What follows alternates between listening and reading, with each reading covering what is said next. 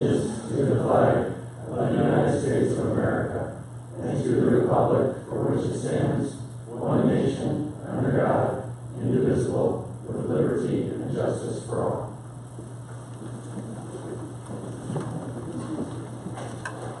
We'll start with something starting with my right. Mr. Barlow. Thank you. Yeah, Mitch Barlow, NIRPC. Mary Thorne, nurse's staff. Please introduce yourself. Steve Stocko, City Light Station. Here, Roger from Transit. Margaret Sabato, Southwood County Community Services. My son in Transport City Report. Susan Weber, Federal Transit Administration. Tyler Kent, City of Valparaiso. Dean Budget, City of Hamilton. Kane Olson, Northwest Indiana Forum. Kelly Ranger, South Shoreline. Jeff Benson, Beverly Shores. Beth Schrader, City of Newport. Mark Odell, Town of Chesterton. And George Union Township. George Southwood, Union Township, trustee. Andrew Steele, Jerry Siska, North Township, Dodger. Jeff Hewitt, Cherville. Jay Damara, Local Permanent Sector. Charles Bradsky, NIRPC. Chris Moore, Eastern Spring. Doug Ferguson, Chicago Metropolitan Agency for the Fund. Kevin III, NIRPC. Trey Lawson, NIRPC. Gabrielle Kunis, NIRPC. James Winters, NIRPC. Scott Weber, NIRPC. Scott Castillo, NIRPC. And as usual, well represented by NIRPC.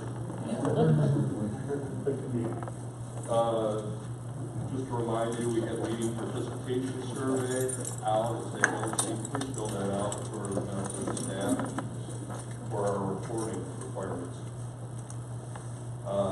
You have the minutes either in paper form or they were emailed out for the last meeting that people can. Are there any comments, additions, corrections to those minutes? Move we accept the minutes as presented. Mr. Benson moves. Is there a second? Second. Thank you. Any other discussion? If not, so moved. I have nobody filled out the public comment section of the agenda. On the agenda items, is there anybody for the public that would like to speak today? If not, we'll move on and start with the implementation plan, the 2050 plan, vision, goals, input. Good morning. Good morning. Yeah. This is not Dominique. It is not. We sent her to Phoenix for training. So I will be stepping in for her. And back to the little meeting participation, as the report passes Dominique's job. So please spell for succeeding. Will do. Thank you. All right, good morning, everyone. We'll talk about the 2050 plan and the vision and needs. So we've been out at our public meetings. We've had 5 so far. They're a little bit lightly attended, but we've been having some really good, rich conversations with the individuals who have participated thus far. We've also met with 3 different committees, I believe, so far, and we've gotten some great feedback there too. So today what I'm hoping to do is get your feedback as the Technical Planning Committee on the 2050 plan, vision, and needs. So a little bit more about the outreach. We've done a lot of advertising on Facebook, and the only thing that's really neat about Facebook is it does let you track who you've reached out to, and we've had 7,000 people see our ads for our different events. So that's about 1% of the region. So 7,000 sounds like a lot, but of course there's 800,000 people here, so that's a little disappointing. But all right, so I'll jump forward through all of this. All right, so as a reminder, back to 2040, we had 4 vision statements. We're launching from those vision statements again, and we've been working with the public to get their feedback on whether or not to tweak those or not. So we had an accessible region as a vision. Our people can safely reach each other and have equal accessible opportunities for working, playing, living, and learning. We want a revitalized region where our urban and rural centers are energized and our environment is safe and healthy. And we want a united region where we celebrate our diversity, work together as a community across racial, ethnic, political, and cultural lines for the mutual benefit of the region. And lastly, a vibrant region where our economy is thriving, our people are well educated, growth is planned, and our natural and agricultural areas are valued and protected. And as of course, a reminder, the 2050 plan is broken up into 5 chapters. The environment, growth and conservation, human and economic resources, stewardship and governance, and transportation. So what we've done is we've written a goal for each of those chapters, for each of those vision statements. So there's 20 goals in all. So for the environment, an accessible region, our environmental assets, parks, lakes, or rivers are connected to residents, businesses, to support active living. So with the public, what we've been actually having them do, we've been giving them 3 little cards, a happy face, a neutral face, and a sad face, and we ask them to vote. So in the interest of efficiency, I'll just take your feedback on this draft goal rather than go through the voting exercise. Our chair has a few seconds. So does anyone have any comments? Do we agree? Do we disagree? Would you seek modifications to the statement? I agree. We don't want to agree? Yes. I would think that our environmental assets are more than just parks, lakes, and rivers, unless there's something I don't know about these goals. Okay.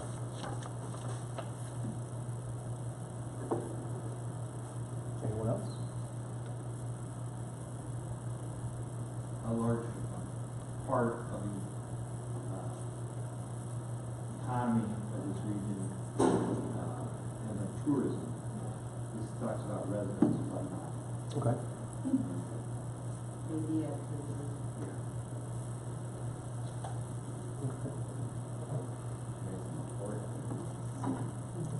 And then what does the region need to achieve this goal by 2050? And I say 2050, but a lot of these goals we would like to do a lot sooner, of course. We've gotten that feedback loud and clear. We can't wait till 2050 to achieve these goals.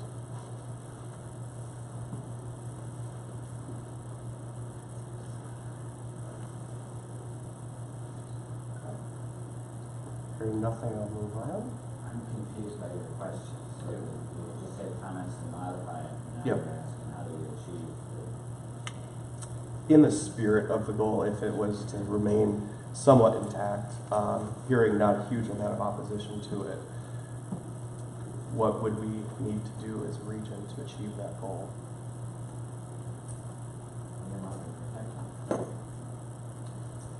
access?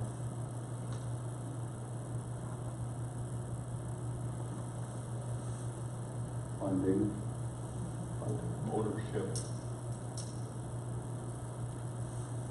Of the issues? Or Of everything. of everything? Of the properties, of the issues, participation, type of ownership as well, what you're suggesting. I would suggest for parks, lakes, and rivers to refer to those as the public natural resources and recreation venues. That might satisfy the tourism component as well. Yeah.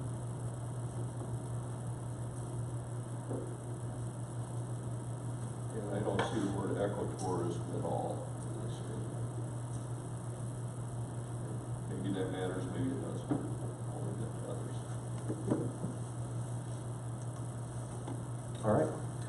For a revitalized region, our environmental resources are restored where they are currently damaged. Do we agree, disagree, modify?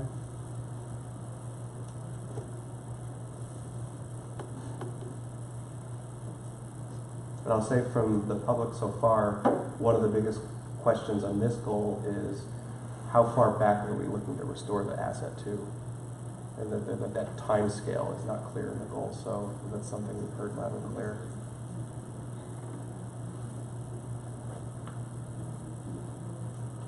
Any comments on it? I just don't know anything about, we talked about expansion. Okay, was that a different one or was that here? Was that T-Rock, remember we? Yeah, Was that under this one? We talked about trying to expand them too? it could have been. Yes. Like, yeah, Salt Creek we were talking about. Like repair and expand. Yeah, because they don't necessarily need to be damaged in order to benefit from Improvement. improvement, revitalization, yeah. Enhance, I think we used the word enhance. Could you also speak up for those of us that are hard of hearing? And Joyce is on the phone, Miss Newland. Thank you. I'm having a very hard time hearing. Sorry. Sorry, Joyce. So we're talking about enhancing, using the word enhanced or expand, because they don't have to be damaged technically. Projects like Salt Creek, that's, something waiting to be helped. I think often we don't have the metrics to know where things were at. Often, because of the nature of all of us, we kind of exaggerate how good things used to be, and they might not have been. Or they might have been better, but we don't have that tool as far as I know to know exactly. So enhancing is a good word. Thank you. Anything else that the region needs to achieve this goal? Money. Money, cooperation, collaboration, and look beyond our immediate boundaries. Food zone. All right, for a united region, our environment is protected by a shared effort throughout the region.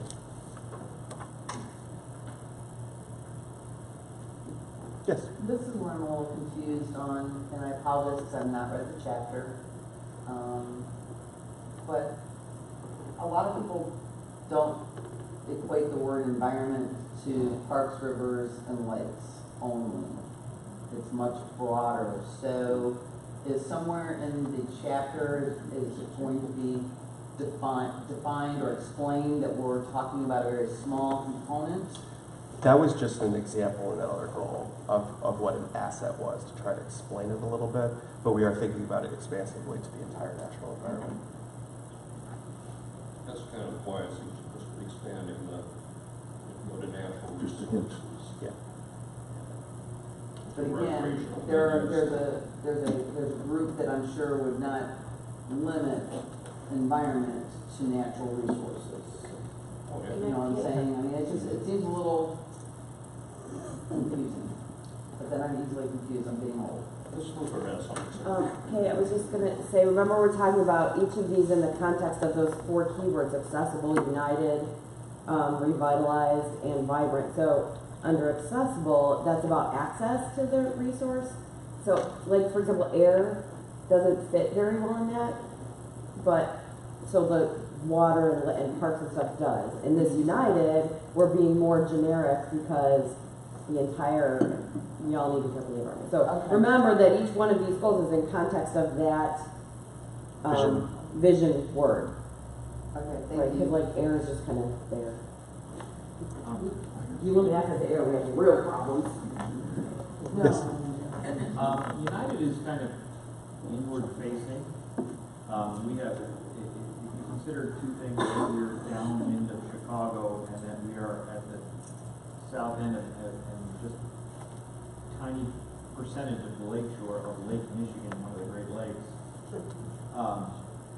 In order for us to affect our environment, the unity of our, I mean, we have to basically say the region also has to not just look inward, but also participate in attempting to have the Great Lakes,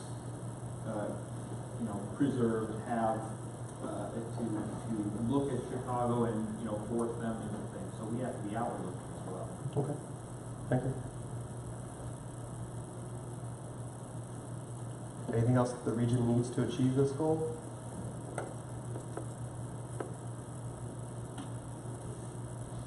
Okay. I would say education. Education.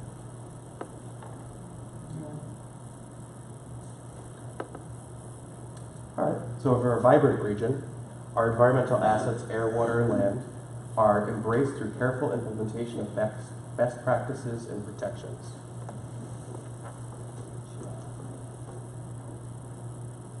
Agree, disagree, modify?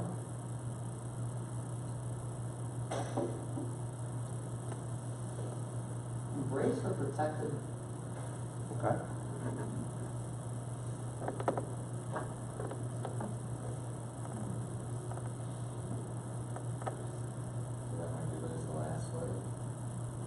Yeah. Are we trying to improve it? Maybe?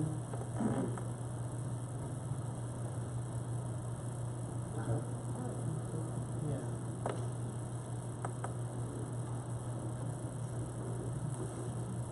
Okay, anything the region needs to specifically work on to achieve this goal?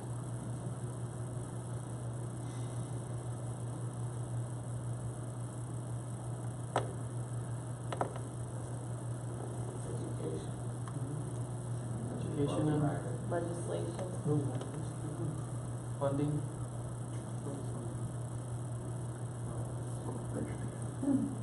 Cooperation, that's a good one, cooperation. Cooperation?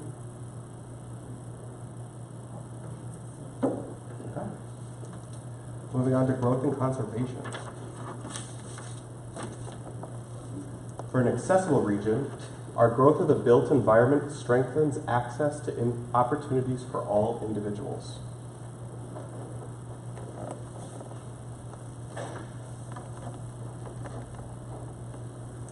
Agree, disagree, modify?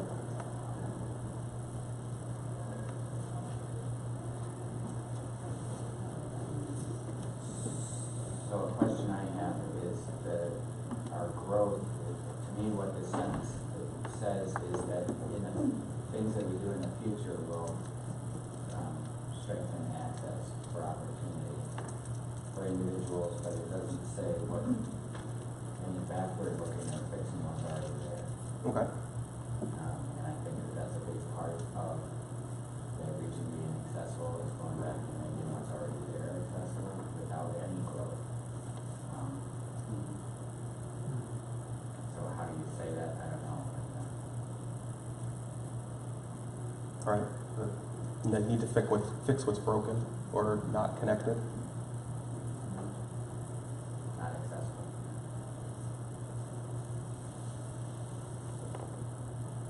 Okay. Just remove growth. Right, to remove growth in our built environment. Our built environment. Okay. That is a very common theme from the public as well.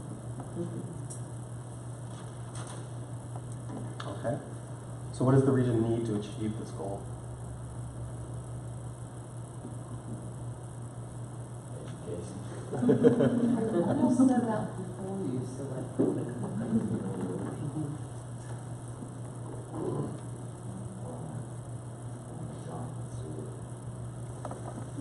I think the thread kind of winds through all of these, that in order to achieve the goals, you need cooperation, funding, collaboration, collusion.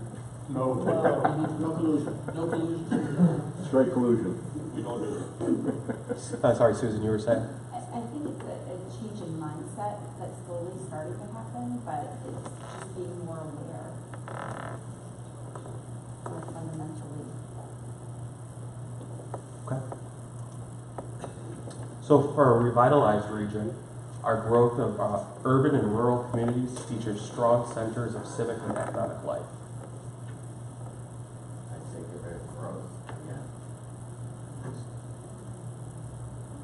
Okay.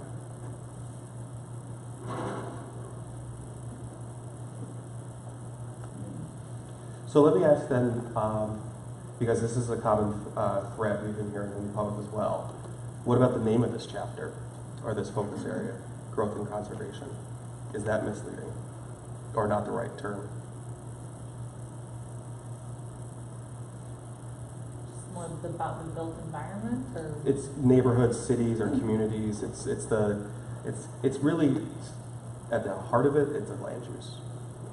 Yeah, but to me, this chapter heading being growth and conservation, if you lose the word growth and the others, it's a bit stronger statement for the growth and conservation. Okay. That's my take on it. Okay. So you would just have a chapter called conservation? No, I'd have the chapter be growth and conservation, but I'd have the goal be our urban and rural communities feature strong centers of civic and economic life, not our growth of them. So the states, it's not, it doesn't only mean the growth, it means what's already there, what we have been in the past, and It's more inclusive that way. Maybe something with preservation.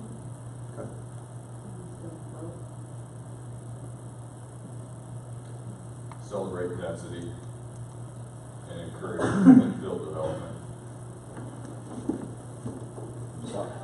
The infrastructure is already underground, so why not try to develop within that infrastructure? Okay. Is there anything else the region needs to achieve this goal? Accessibility to all. In the same vein, Jeff, if you're mentioning our first or the previous draft goal, could you say the built environmentally our growth of the, you say the built environment strengthens access to opportunities for all? Or what if you were to say growth and regrowth? With the regrowth being the term that would take you to look at pre-existing and how to improve that. Would that work? I think that we're doing growth to focus on strengthening the existing before.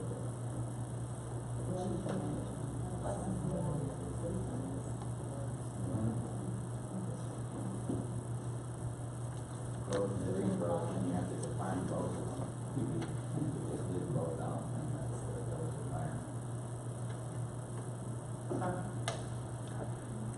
Let's move on because this growth is going to come back. So for United Region, our growth is coordinated across the region while respecting the need to protect agricultural and natural resources. Yeah, that one doesn't bother me. Okay? So one thing you'll see through here is each one of these has a parallel construction. Our growth is. So each of these, but we can try to come up with a better one that is a little more inclusive. I might add would protect agricultural and natural resources. Protect agricultural, natural resources, and connected corridors, conservation corridors. Okay. Anyone else? Any other comments? Anything the region needs in this to achieve this goal? Education. Okay. Know anybody that's it? For a vibrant region, our growth is strong throughout the region and guided by land use best practices.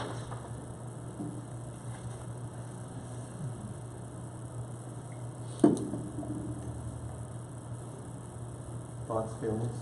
Does everybody agree with that statement? Or? I would modify it to our growth is guided by land use best practices and strong throughout the region. So I put the two things. Okay.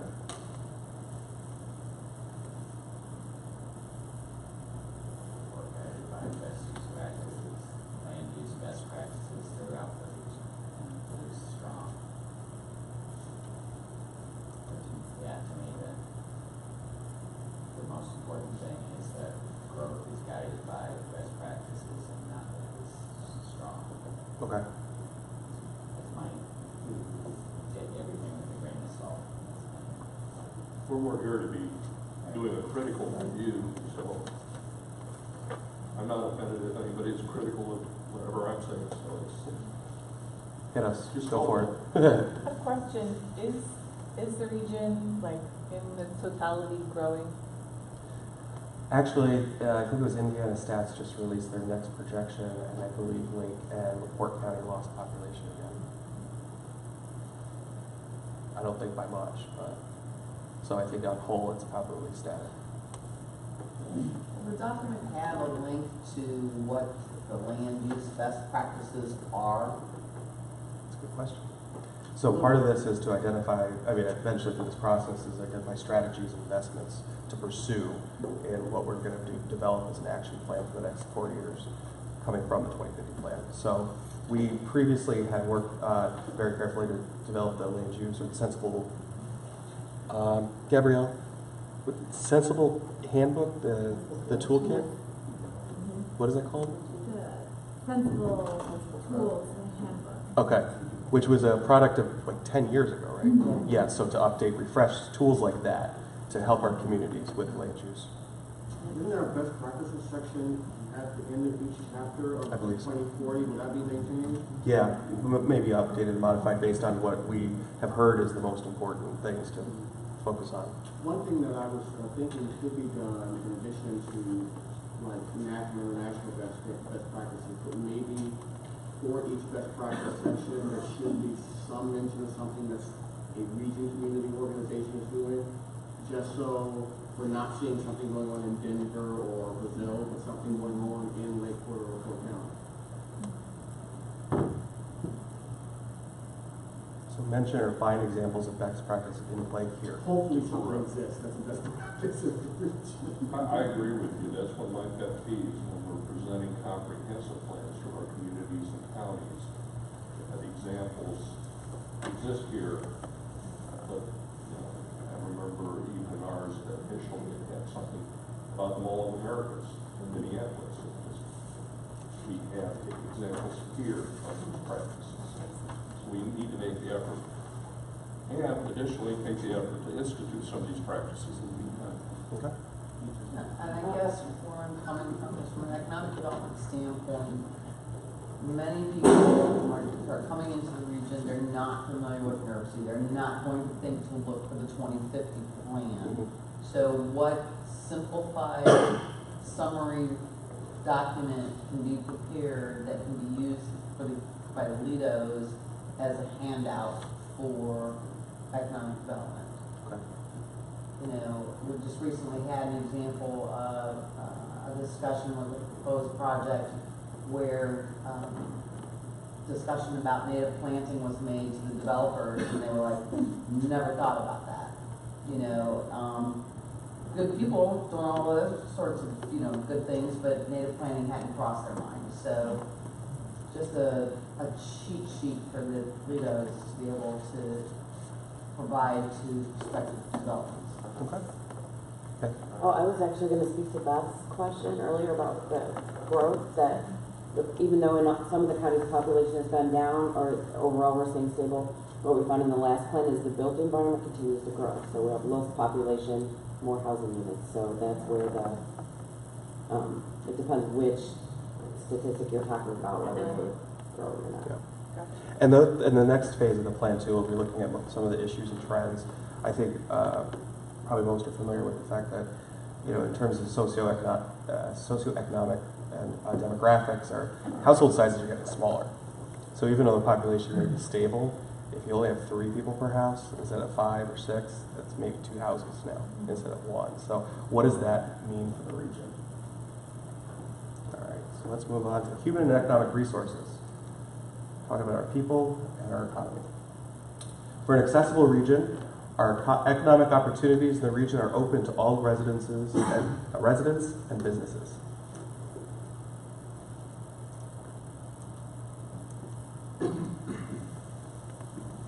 Agree, disagree, modify? And only open them. Yeah. If the only people we open it to are residents, Yeah. we won't grow.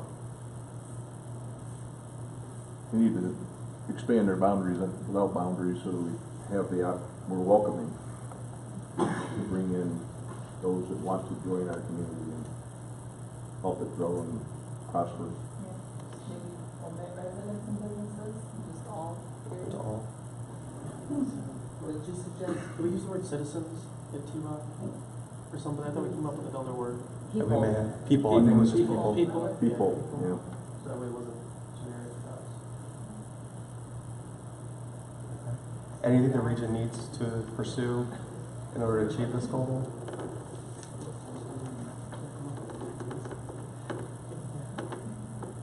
So Mark, what you're saying, in T-Rock, you suggested open to all people, Yeah. businesses, or just People, yeah. So that it didn't have boundaries. You know, it wasn't just residents. It was anything. agree with that? As long as we let businesses in too, because this is encourage economic growth. Okay. So for a revitalized region, our economy is reinforced through expanded opportunities for continuous personal and entrepreneurial growth.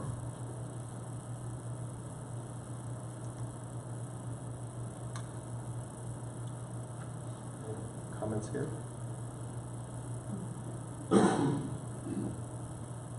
swap business for entrepreneurial to expand that a little bit beyond just entrepreneurial. Yeah, that's limiting. I'm sorry, Kay, you said? I agree with her. Okay. Entrepreneurial is limiting. It's personal. Expanded opportunities for continuous growth. Yeah. The only thing I'll say there is just that this chapter is focusing on our people.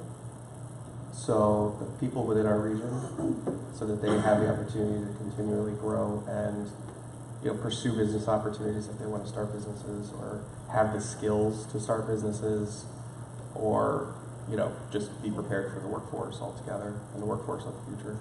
So just that feedback there too, potentially.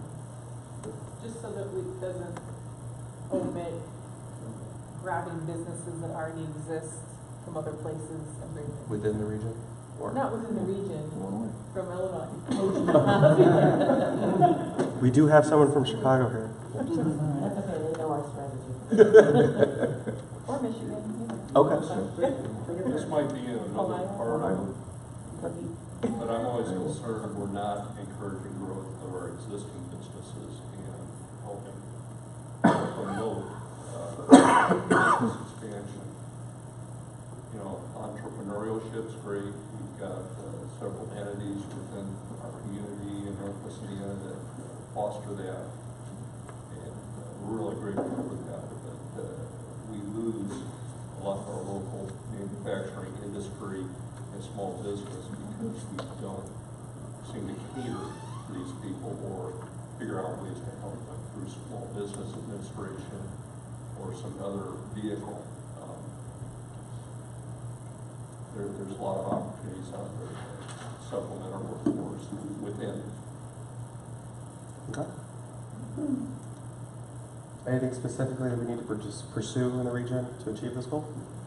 It helps small communities that have no cities or towns figure out where they're going and how they get there. More support from the counties and the region. Okay. Any other thoughts? For United Region, our economic growth strategy is coordinated for the benefit of all residents and businesses.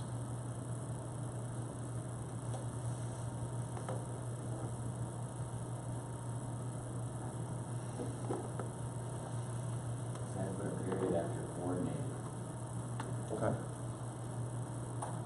That'd be a lofty goal right there. Just to coordinate. Right.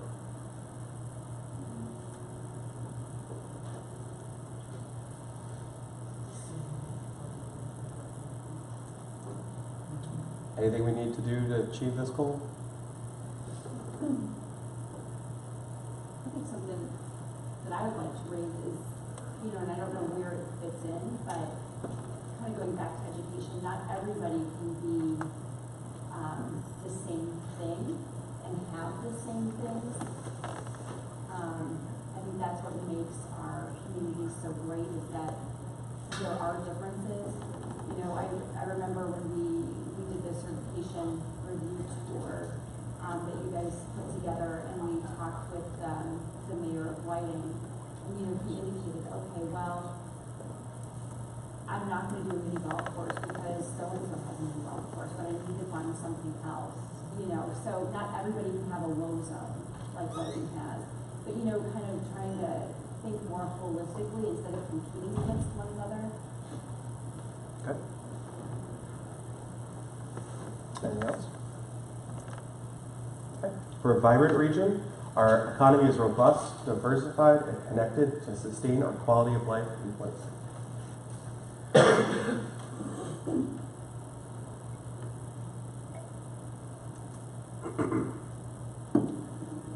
Agree, disagree, or modify? What are you connecting it to? And I like robust and diversified to sustain the quality of life, but I'm not sure what you mean by connected to.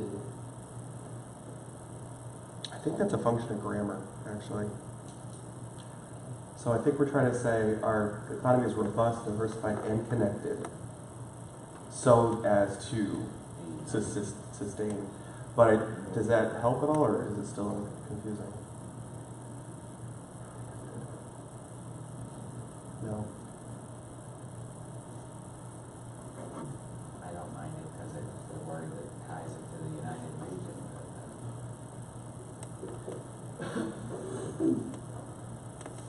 We'll think about that one more though. Okay. What does the region need to achieve this goal?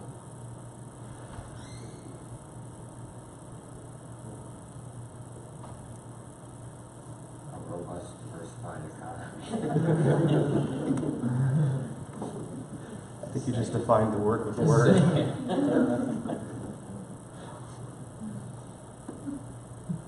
All right, thank you. No other thoughts? On to stewardship and governance. For an accessible region, our leadership in the region focuses on ensuring access to opportunities by removing barriers and obstacles.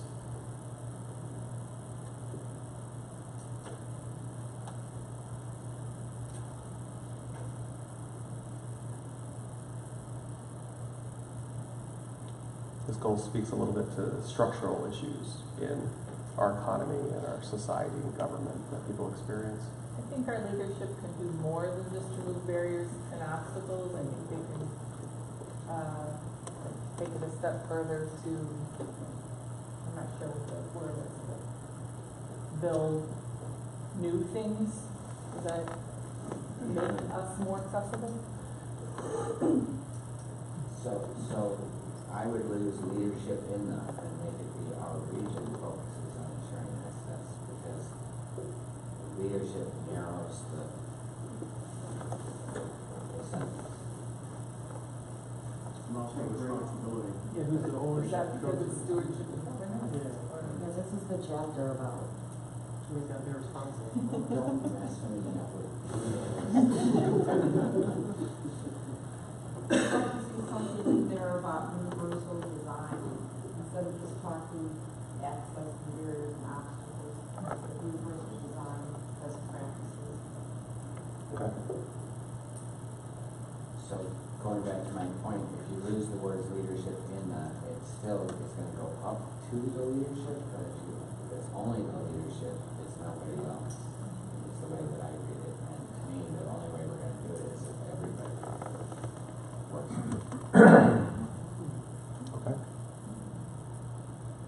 So even though it's in stewardship and governance, if the goal is for the whole region to focus on it, then that includes People. Okay.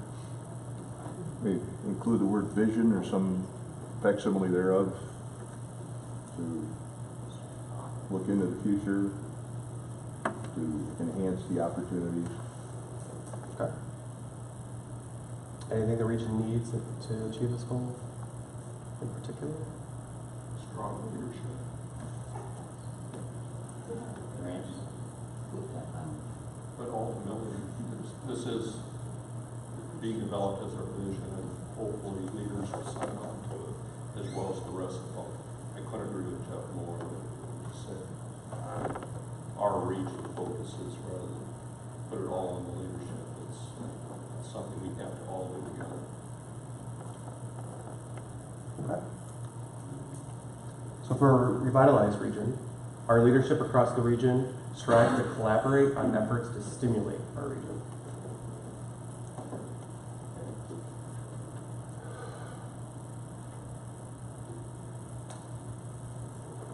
Same comment?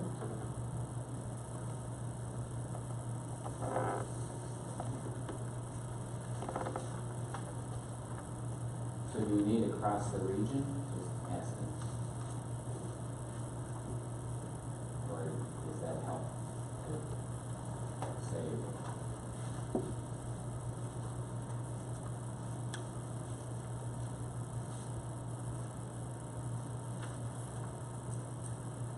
Okay.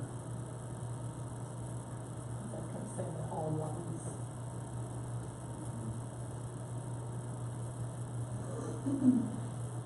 Okay. Anything we need to achieve this goal?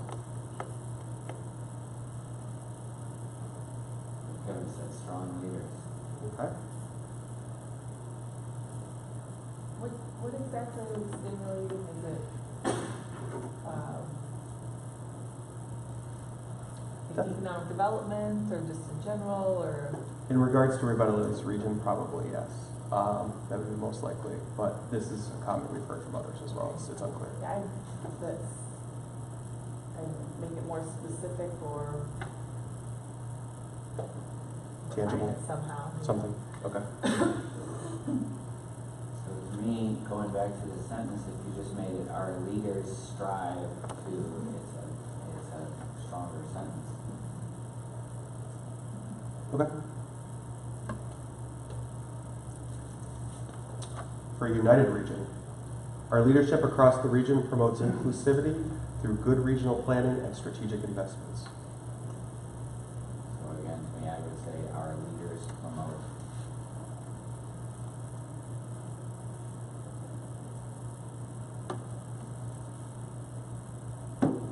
Okay.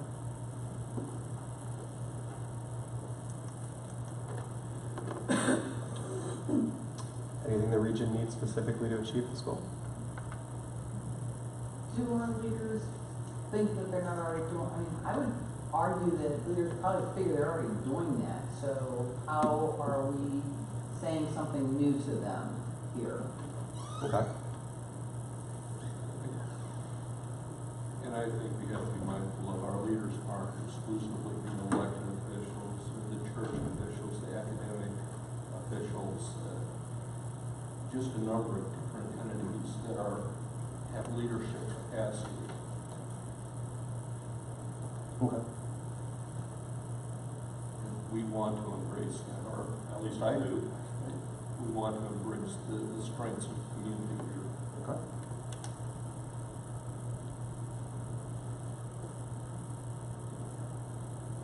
Any other comments on this? Okay. For a vibrant region, our leadership across the region champions efficient uses of resources for maximum benefit to all residents and businesses.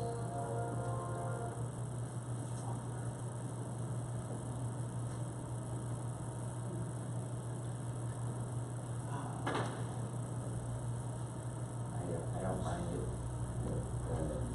I'm not going to make the same thing that I said before, because you don't have region in the sentence twice. Okay.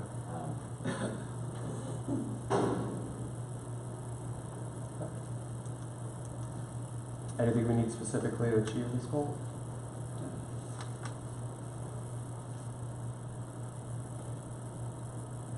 Regional bus service.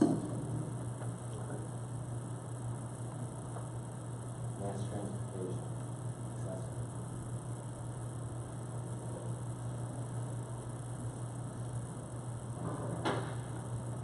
As long as we're going to throw out calls.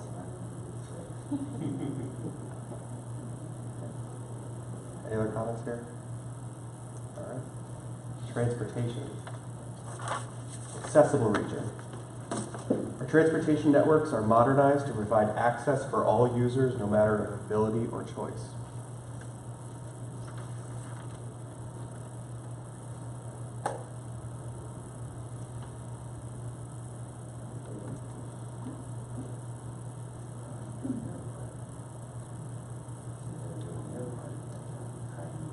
Agree, disagree, modified?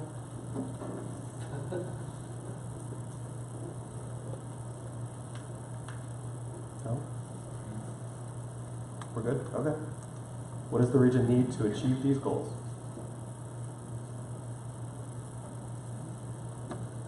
Bikes and transportation network.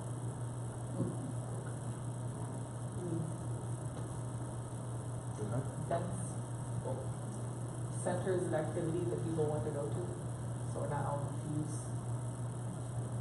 Okay.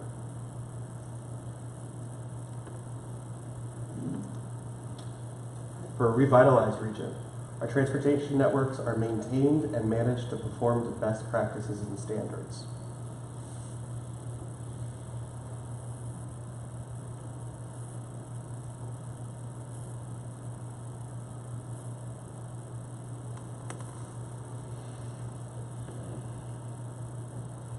Agree, disagree, modify?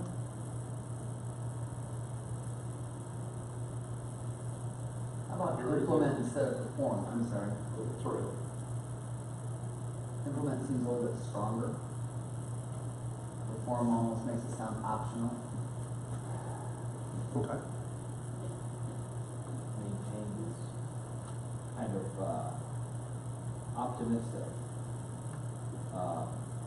Some places, the infrastructure is so old it has to be completely rebuilt.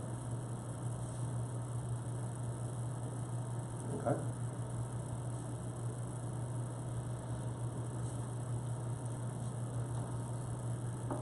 Anything the region needs to achieve this goal?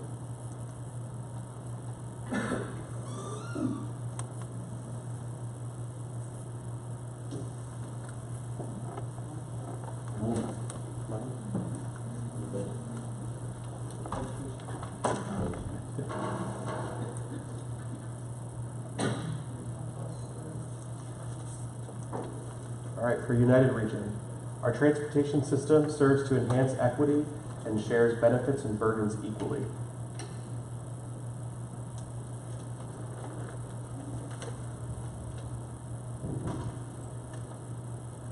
Agree, disagree, modify?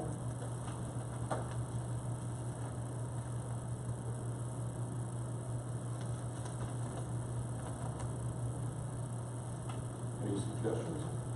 We are the transportation. So, what are we trying to say here with this goal? So this one speaks specifically to the Title VI Okay. Civil Rights Act of 1965 and the Environmental Justice Executive Order. Okay. So that to really connect the fact that our transportation system, we have to make sure that it is non-discriminatory. Everyone has equal access to it, as well as the fact that to recognize that it provides benefits to our communities. It also provides burdens to our communities. There's pollution. There's all sorts of things that that are, unfortunately, to be mobile, there are consequences and there are burdens. So we have to address those issues and make sure those burdens and benefits are shared equally across all communities. That language serves to enhance equity. Just sounds lumpy. Strives for equity? Strives is better than serves. Yeah. But equity is a goal that has to be actively sought. Okay.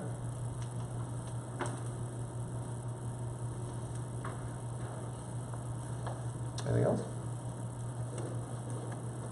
Anything the region needs to achieve this goal?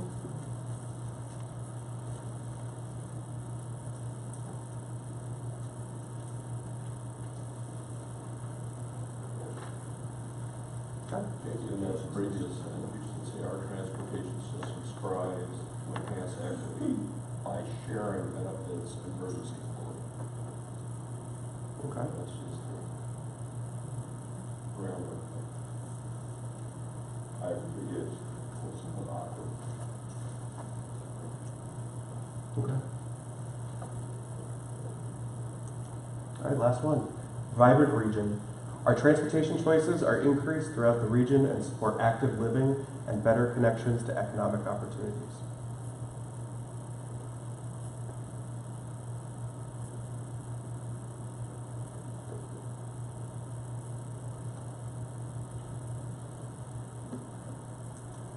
Agree, disagree, modify?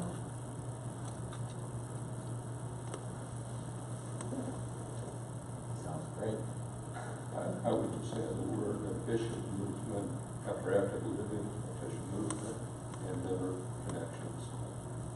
Okay.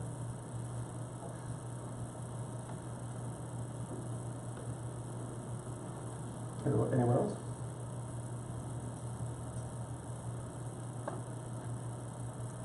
Anything we need to address to achieve this goal?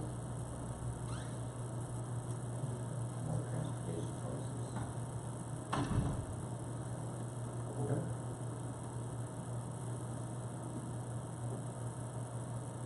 This requires coordination between all the government entities.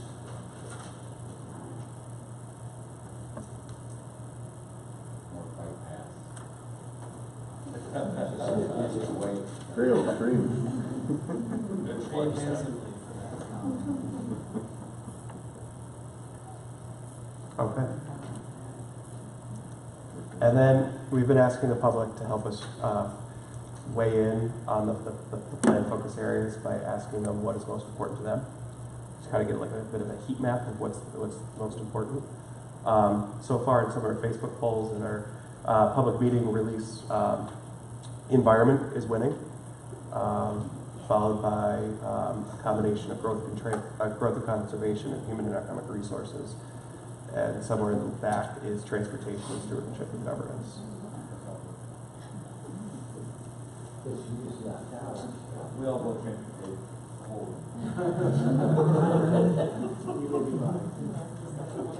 And then we've also been asking about the vision statements, what's most important. And I would say, pretty fair to say vibrant region is the most important. I think part of it with transportation, we have to be mindful of the technological changes coming, autonomous cars, different types of rail transport, monorail possibilities. I think through the process, we're probably going to have to be giving guidance to our communities as far as model ordinances and some of the impacts have to be measured, especially with the environmental impacts of doing any of these. And with transportation, I've said it before, but we always forget that vital transportation sometimes includes pipelines, other things to keep things off the road, railroads that handle freight. We don't have a lot of control over it, but we do have a lot of efforts underway to separate grades at rail tracks to make things more efficient, both for the traveling public and for rail safety. So these are all things we should be thinking about, the technological changes. Okay. That's good. Great segue to what's happening next then. So we're going to wrap up the public comment period around the end of May, early June. We're looking to actually add 2 meetings. Some information will be added to our advertising shortly about that. An additional meeting in Gary and one in Hammond as well. But then the next phase of the plan development cycle is to do exactly what you were just suggesting, is identifying all the different issues and trends that we might anticipate Northwestern Indiana experiencing in the next 30 years. And how do we respond to those, and how do we envision that future with all those different things, the variables pulling on each other. So if one piece of technology advances, how does that affect land use? How does that affect economic development? And how does that affect our people and our growth and success all together? So that'll be the next phase of the plan development. We need to be mindful of a lot of our transportation dollars are going out of the gas tax. Yep. And how we fund that in the future, then are we going to end up funding one type of transportation through our other efforts? I had a professor in college who always complained that the railways built the highways. And I have a feeling that probably won't happen again. The railways built the airports too, according to him, so he was a railroad man. All right. So that's all I have. Any other comments? Thank you, everyone.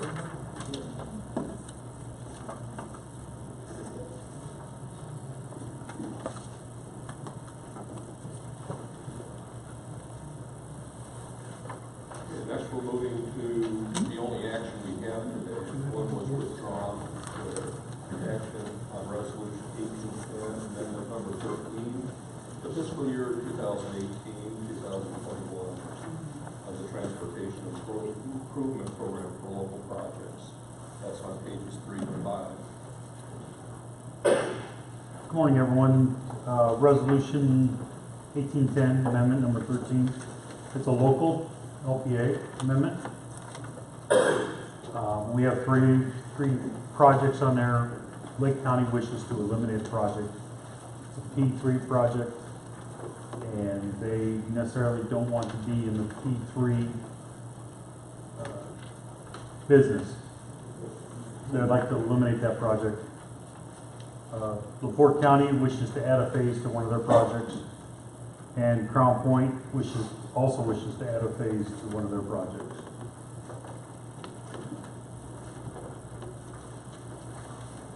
Any questions for Charles? Corridor is spelled wrong. Yes. That was noticed yesterday. Like a beer study.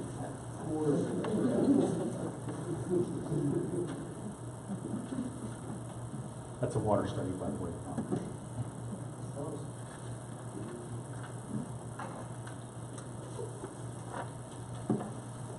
Any other comments or questions for Charles?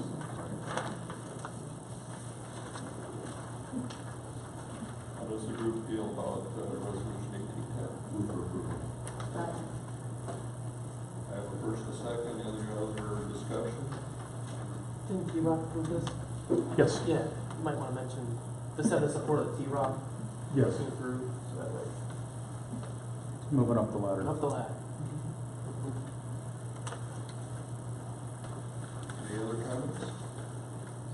Not all those in favor, signify by saying aye. Aye. So moved. Are all those against? Anybody against? We'll move this on to the NIRPC executive board. Thank you. This one. Report of topical committees, environmental management. Oh, Kathy. sorry.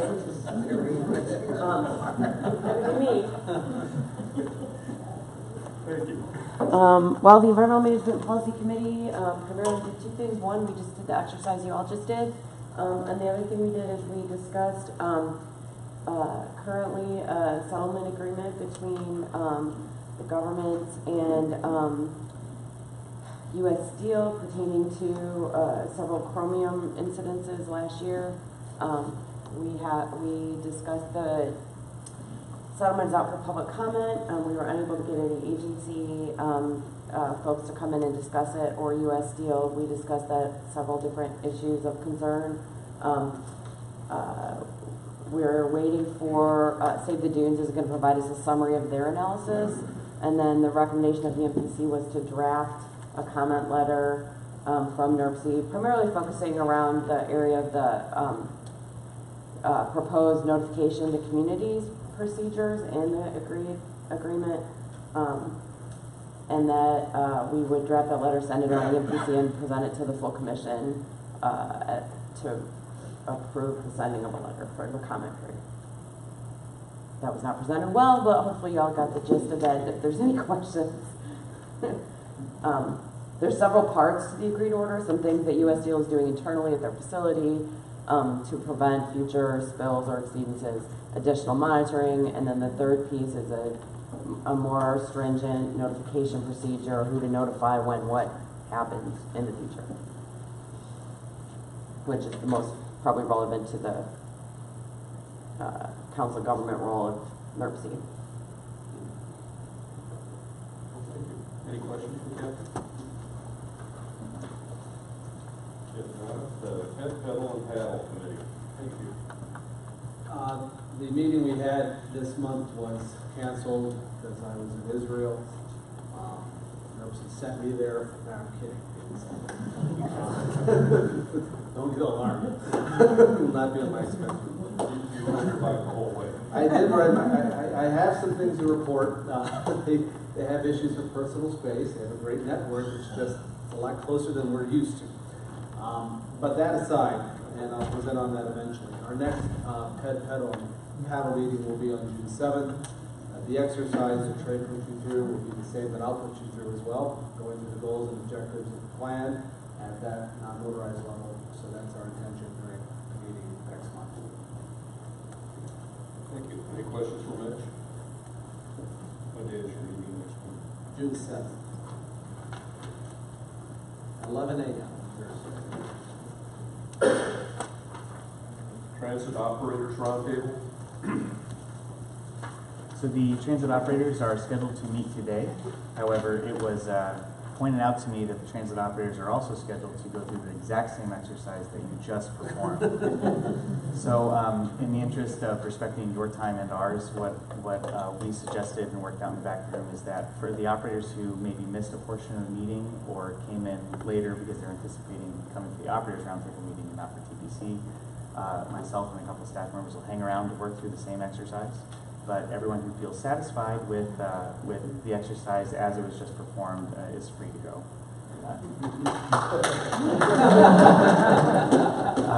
Other than that, the operators we are making way with our Human Services Coordinator Transit Plan. We have a steering committee selected for that group, that plan, and we're in the process of scheduling our first meeting as a steering committee, but it will likely be sometime next week. If you have any questions about that process, you can always reach out to me, or otherwise any other questions about transit in general. But again, if you have any specific comments about that vision exercise that maybe you forgot about earlier, or if you just want to do it again, just come find me after this meeting and we'll do it. Any questions? Thank you for your thoughtful consideration for your members. I do what I can. Thank you. It's good that staff thinks. You do. Land Use Committee. Come on. Good morning. Good morning, everybody. Good morning. Good morning. The Land Use Committee will meet next week, Wednesday, April 16 at 10 o'clock here at NIRPC. We will have the same goals discussion, but that does not mean that you are not encouraged to come to the meeting because we have other things too. So we will have the Market Action Plan presentation, which I would like your feedback because we are about to release the public report to the public, so that will be good. And also we will have a discussion of how to get to a balanced, sustainable growth for the 2050 plan. So that's also will be a main discussion in the meeting. So everyone welcome to attend the meeting. Thank you. Surface Transportation Committee. Good morning. Surface Transportation Committee did not meet in May. Our next meeting will be Tuesday, June 5th at 9 a.m. here in this room. We will talk about some of the Federal Highway Administration performance measures. It's an active season right now. I've been working behind the scenes with the Indiana Department of Transportation on performance measures as they relate to system performance especially. And I'll be meeting this week with INDOT to talk about the bridge and pavement condition measures as well. So we'll have a lot of information to present about those. Additionally, the project with Valparaiso University with some students that you might have read about in our spring newsletter has been going on, and their final presentation is tomorrow, and it's going to be filmed. They're going to be presenting at Valparaiso University, but we're going to show the filming at the next Surface Transportation Committee meeting, and so that'll give us more information.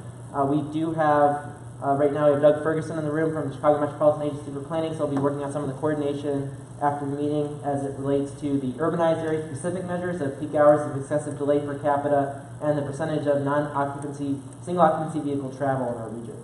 So that's what we're going to be doing. So again, the next meeting will be Tuesday, June 5th at 9 a.m. Thank you. We'll go on to reports from planning partners. Federal Highway Administration, Federal Transit Administration. No comment. Nothing from Joy. Joy still with us? I'm still here. I'm going to defer to my FTA partner. Oh, thanks, Joyce. She deferred to you. That's fine. We're good. Neighboring regional planning agencies. I just have one quick thing. We're getting to the end of our 2050 plan process. In June 15th, we're going to be releasing it for public comment. It'll go out until August 14th. And at that point in time, over that period of summer, we're going to be hosting 11 meetings concerning the plan.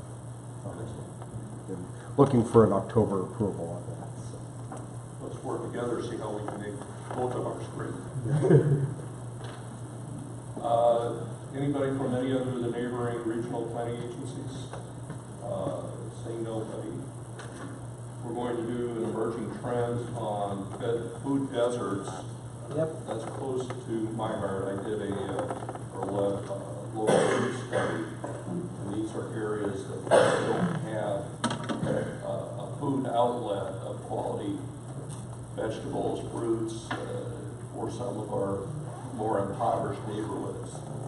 Most of us can go to a local store within walking distance or driving distance and get access to truck stands and vegetables and high-quality produce. And in the inner cities, we have more of a problem with that. That creates that food desert. Not dessert, like somebody asked me. Food dessert, yeah, well, you think. It's not a dessert, it's a desert. You did such a great job, I think I'll forego the video. No, that's a great introduction, Kevin. And if we could hit the lights, please. This is going to be a quick two-parter. The first is explaining food deserts. The next is an actual strategy to overcome the issue of food deserts. And as you'll see, and as you'll realize quickly, this is an issue that we deal with in Northwest Indiana intimately. And we actually do have a publication we did about 2 years ago. Unfortunately, we do have a local group through Valparaiso University and some professors who embraced it, along with the Porter County Extension, to promote local food and local food exploitation, I guess. Just make people aware of what's out there and help our local truck farmers and small business operations and create a healthier populace. Okay.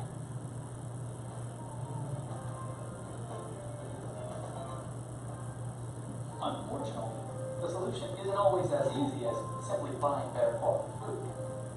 The USDA estimates that 23.5 million people live in what are called food deserts.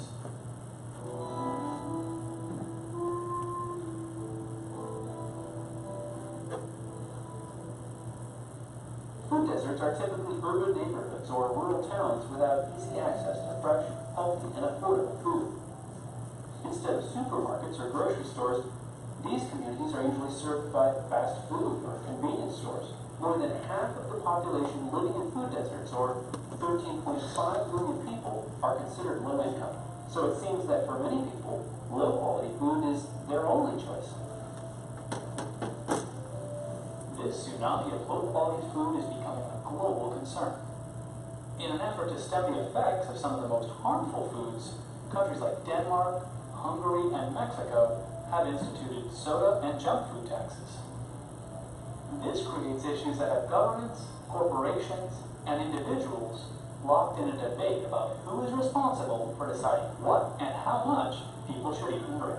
But research reveals that our freedom of choice is not based solely on conscious thought.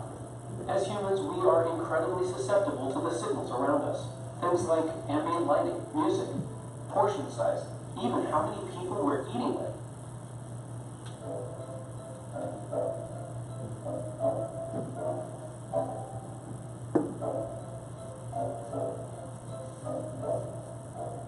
Okay, like I said, that was a brief introduction. Now this next video,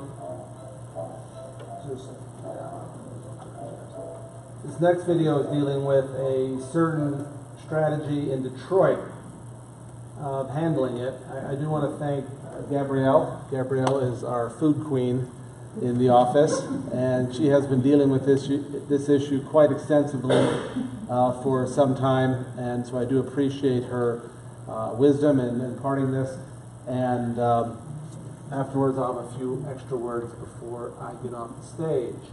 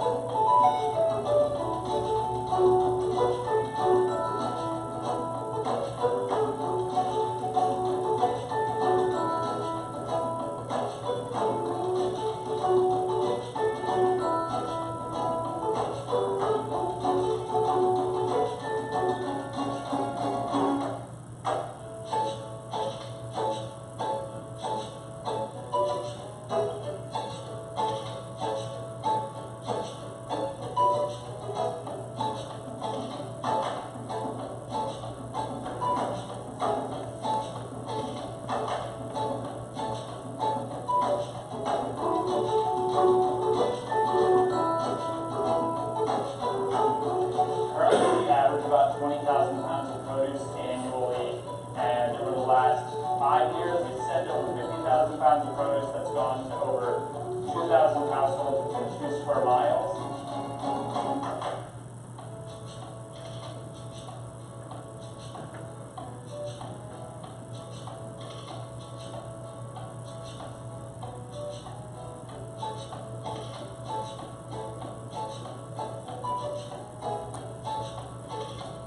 What I liked about the north end was the fact that it seemed to be an up-and-coming neighborhood, yet it was still close to everything. Last stop to the King Line is just 3 blocks away. It has an urban farm right across the street. It's not a community garden, it's actually a farm. And that was one of the really compelling reasons to buy into this neighborhood.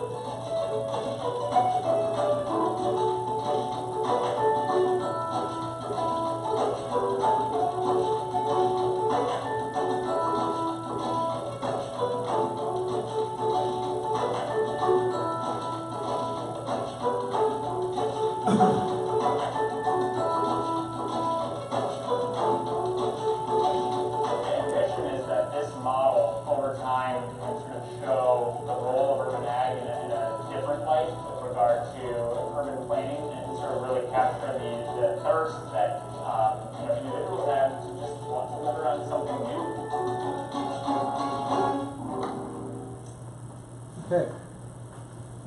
So, hit the lights, please. Thank you. So what you have here is a very innovative strategy. You also have new terminology, agri-hood, locavore. If you didn't catch that. So food deserts. So in planning, we just love throwing out new terminology. But in this case, it's very needful. And as I said before, if you have any questions about any of these policies, any strategies, any best practices that are emerging, Gabrielle is the person to contact in our office. Thank you. I think it's important to remember what a big factor agribusiness is for 3 counties. And many of those businesses are involved in truck farming for Red Gold, for Del Monte, for others. They raise everything from tomatoes to hot peppers to beans, apart from the cereal grains that you're used to hearing about, corn and soybean. But there's a vibrant economy, and the affordability of these garden vegetables, as long as people know how to prepare them, and that's why I kind of will do a selling job for the extension offices in each of your counties. That's their business, is to help educate people about food preparation, and they're a valuable resource, and I really encourage you to spread the word. Thank you.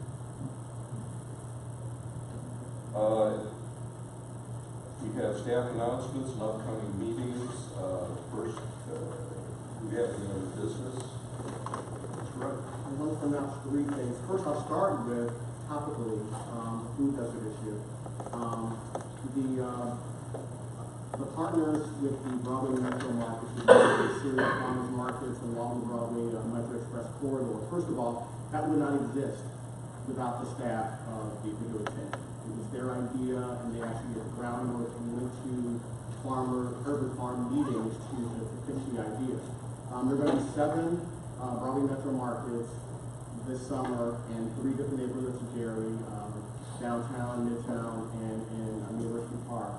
The first one is going to be at University Park. It's going to be a joint market, midday market on a Friday with Ivy Tech's Culinary Arts Department and Catholic Charities and Health. And it's going to be, and I believe it's going to be in front of the Arts and Sciences building.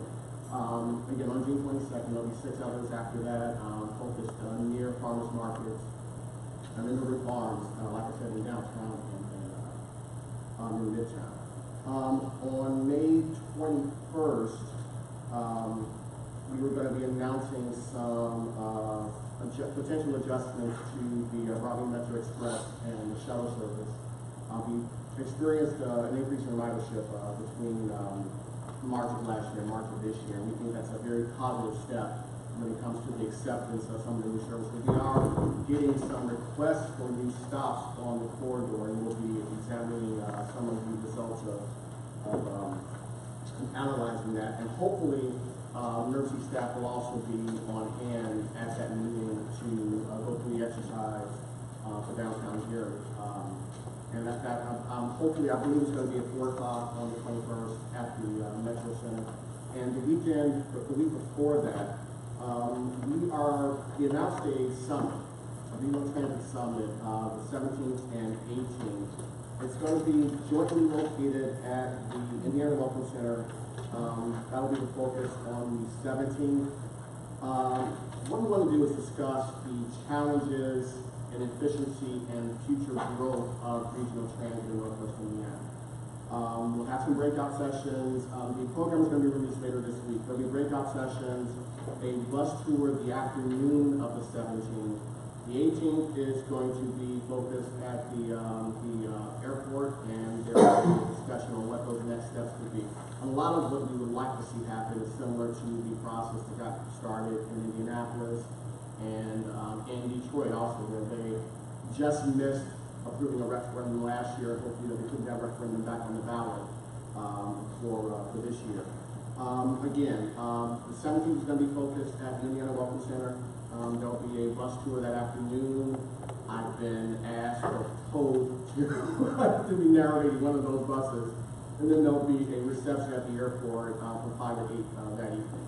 And again, the morning session on the 18th is going to be at the airport, where we'll kind of discuss the next steps. And I think that's it. Okay. Anybody else? Mitch has an announcement about the bike maps for starters.